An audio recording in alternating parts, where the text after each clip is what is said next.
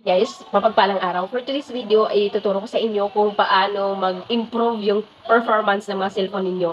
Kung madalas mag-lag yung cellphone nyo, mahina na mag-response, mabagal, lalo na kung para mas maging maganda yung experience nyo kung social media user ka, gumagamit ka ng Facebook para mas mag-improve yung performance ng cellphone mo, at kung gamer ka naman para hindi naglalag, panoorin mo yung video.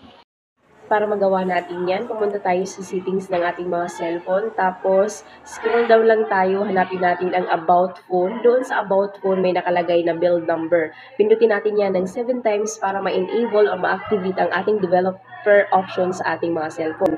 Pero yung sa akin, hindi ko na kailangan dahil matagal ko na in-enable or na-activate ang aking developer option.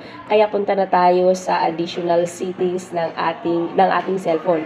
Tapos, doon sa additional settings, may makikita kang developer option.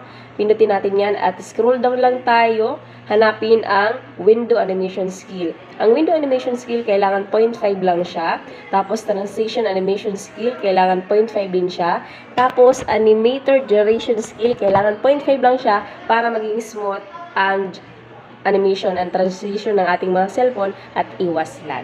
Kung may natutunan ka, pa-heart and follow naman. Thank you. Pala guys, kapag nandun na kayo sa developer option, huwag kayo pindot ng pindot lang dyan. Kaya naka-hide yung developer option at kailangan i-activate dahil may mga parts doon na sensitive. Kaya kung ano yung tinuro ko, yun lang pindutin nyo.